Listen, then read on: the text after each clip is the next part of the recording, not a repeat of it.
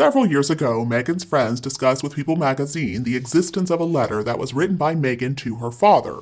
So then Meghan ended up filing a lawsuit against the Mail on Sunday when they published the contents of that letter that were given to them by Thomas because he was trying to clear his name. I think everybody already knows that story. So when the Telegraph published an article about another letter that was leaked, it felt like deja vu.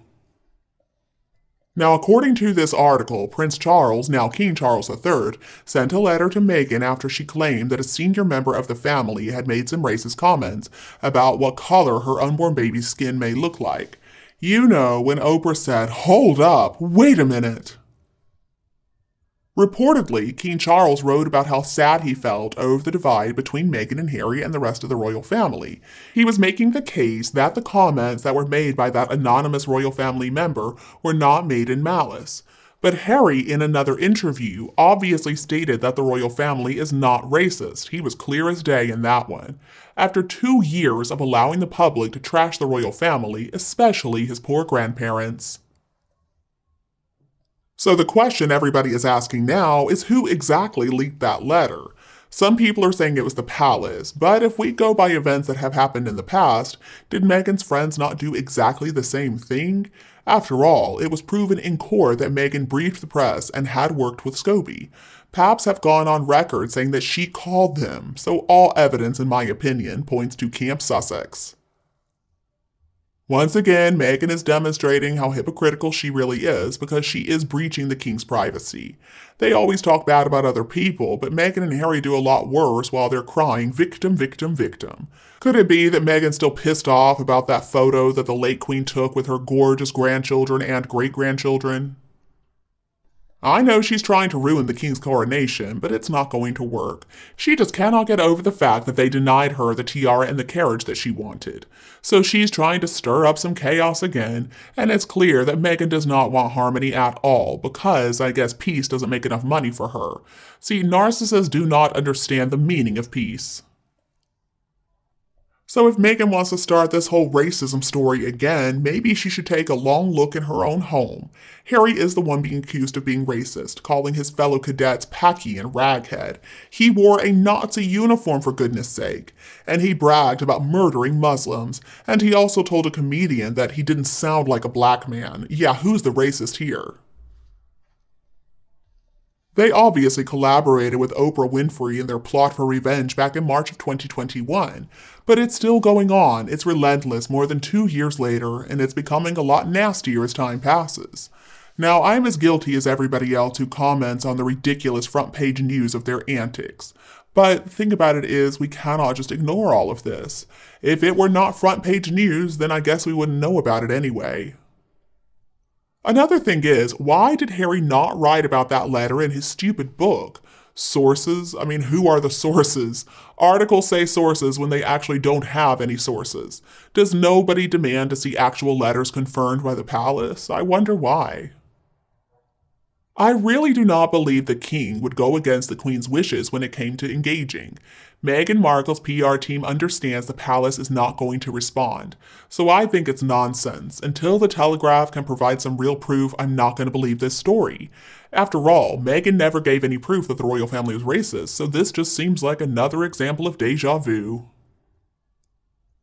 Now, if in fact the letters are real, who has seen them? I don't find it easy to believe that the king, prince at the time, would engage when the queen's motto was never complain, never explain. If he got any letters, then I'm sure he would have answered, knowing at that point what a horrible, manipulative person Meghan Markle really was. So even if the letters are real, and if the letter stated that there was no malice in this alleged comment about skin color, which is something that happens in all families, let's be honest, then Meghan still comes out looking pretty bad, looking like a monster, considering they also accepted an award for fighting institutionalized racism and the accusations they had in that Netflix docuseries too. How could we forget all that? And I mean, I've been thinking about what the term unconscious bias even means. I did not watch their Netflix docuseries, but I don't ever remember hearing them use that phrase until Harry was on the book tour. So if I'm reading correctly, Meghan used that phrase in a letter to the king 2 years ago, supposedly. There is something really fishy in this whole story. Or maybe I'm just being too critical, I don't know. For people who try to argue that Meghan and Harry do not talk to the media anymore, and that all of their statements actually come from Archewell, well, did Harry not open his doors to the Telegraph? He did invite Briony Gordon from the Telegraph to Montecito for an interview just last January. And if Meghan is so upset, then maybe she needs to return those titles. She can be plain old Meghan Markle, or she can be Meghan Mountbatten Windsor, or Hewitt, or whatever. I really enjoyed the fact that Chris Rock dedicated a big portion of his show to talk about how even people in the black community are curious about how light or dark their relatives might turn out to be. The thing about it is, it happens in all families, families of all shapes and colors.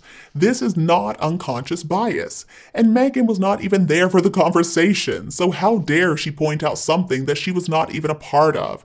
Meghan is the one who needs to apologize for claiming that Archie did not have a title due to his skin color. That was such a lie. This is also what Meghan is known for. After all, she wrote a letter, her class or whatever wrote a letter to that dish soap company, and then her father manipulated the whole situation and made her believe that it was her and her alone who changed that commercial. See, Meghan figured out at a very young age that she would be rewarded for writing letters and playing the victim. And that's why the Dear Daddy letter and the Charles letter happened.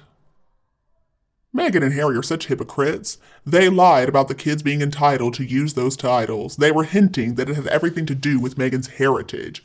And then she claimed that she was worried because without titles, the kids wouldn't receive security. And they used that as a big reason they had to leave the family, that they had to be free and they needed to make sure they were safe. They had the nerve, though, to snap those titles up in a hurry when they were awarded them. So why? Surely the move to the luxurious McMansion now gave the family more than enough privacy, and also the safety they claimed they were so desperate for. So why did they need those titles anyway? Did they not run away from the need? They live in the US. Those titles are not going to help those children at all, if the children are even real. People are just going to make fun of them.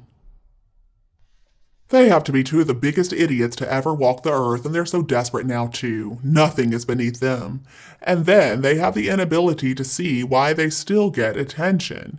Now, I suspect the king knew exactly how Meghan was going to react, and she had to have realized that the very cold response that she got at the queen's funeral would be multiplied at his coronation. And by the time of the walkabout, she looked absolutely shell-shocked. She looked like she thought maybe Catherine was going to go after her. We all know that she would start some nonsense to try to distract everybody from the coronation. I mean, they are so predictable. Meghan and Harry need to be ignored, though, so that we can all finally forget they even exist. This letter has certainly been leaked by them, or somebody who has been told to leak the letter by them. Why can't they just be happy with what they've got and live peacefully and stop making trouble? Why do they have to see their names and faces in the papers every single day? Maybe the papers are also a bit guilty in this. They should stop making the two of them front page news. And I think it's true that Harry was told that he had to attend his father's coronation or else. He's not going to be allowed to publicly embarrass the king by boycotting such an important event, and they also told him that no, he may not bring that evil wife of his along. Failure to comply would result in being cast out of the royal family forever, and he doesn't want that. Because that would mean no money for him ever again, no other type of support. You've only got to look at the results, and the king has got what he wanted, that is clear. Both of his sons will be there to witness his coronation, in line with protocol, and there won't be any fake duchess with an ugly smirk on her face as she's sashaying down the aisle, while some booing can still be heard from outside.